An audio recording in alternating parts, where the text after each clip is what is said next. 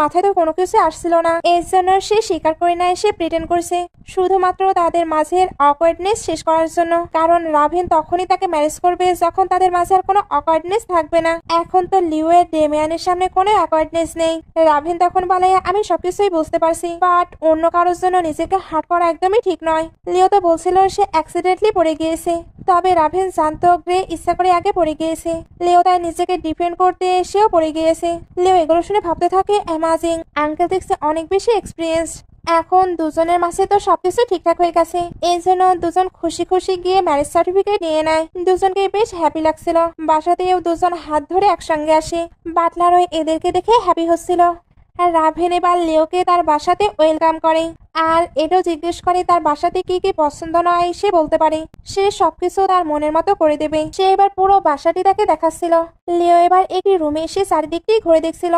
আসলে রাভিন এই রুমটি তার জন্য প্রিপেয়ার করেছিল, কারণ লিও তো ফটোগ্রাফার।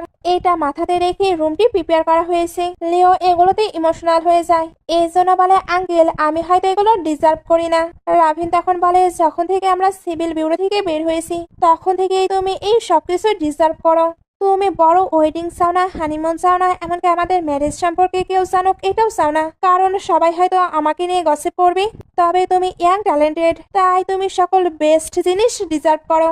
আমি তোমার থেকে বড়, হয়তো তোমার মতো রোমান্টিকও হতে পারবো না, তাই তোমার লাইফ ডাল এবং বোরিং লাগতে পারে।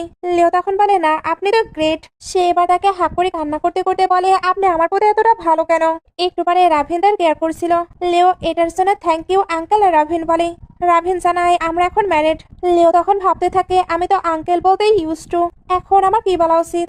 আমি কি হানি বলবো, বাট এটা কতটা ইমপ্রেসিং। সে এবার সাহস করে রাভিন বলে দেয়। রাভিন ওকে বলছিল কি লিও ভয় পেয়ে যায়, এতে দুজন অনেকটা ক্লোজ হয়ে যায়। লিও এবার ভাবছিল উনি বলে উনি রোমান্টিক নয়, বাট ভালোই ফ্লার্ট করতে জানে। সে এবার রাভিনকে শিখিয়ে দেয় সবাই তো জানে আমি এখন ডাম্প, আর আপনার সঙ্গে থাকার জন্য ফোর্স করছি, এই কারণে আপনি আমায় ম্যারেজ করেছেন। আর রাভিন বলে বাট আমি তো তোমায় পার্সিউ করতে চাই। লিও কাউকে এটা বলতে নিষেধ করে, কারণ তার আর ডেমিয়ানের এত বছরের রিলেশন ছিল। এখন সবাই যদি জানতে পারে রাভিন তাকে পার্সিউ করতে চাইতো, তাহলে সবাই তো তাকে নিয়ে ট্রোল করবে। রাভিন জানায় তার সামনে কারোই গসিপ করার সাহস হবে না। তবে লিও তাকে রিকোয়েস্ট করে যাতে সে তার প্ল্যান মতোই কাজ করে। রাভিন এবার ওইটার জন্য অ্যাগ্রি করে। এইদিকে লিওর ফ্যামিলিকে দেখানো হয়। লিও তো ওনাদের কথা মতো চলছিল না, এই জন্য ওনারা তাকে বাসাতে আসতেও নিষেধ করে। এইভাবে 1 মাস চলে যায়। 1 মাস পর লিও তাদের বাসাতে আসে, কারণ ড্যাড তাকে ডেকে পাঠিয়েছিল। ইন্ডিগো লিওকে দেখে পিঞ্চ করে কথা বলা ট্রাই করতে থাকে, বাট লিও এবার তাকে আচ্ছা মতো করে কথা শোনায়।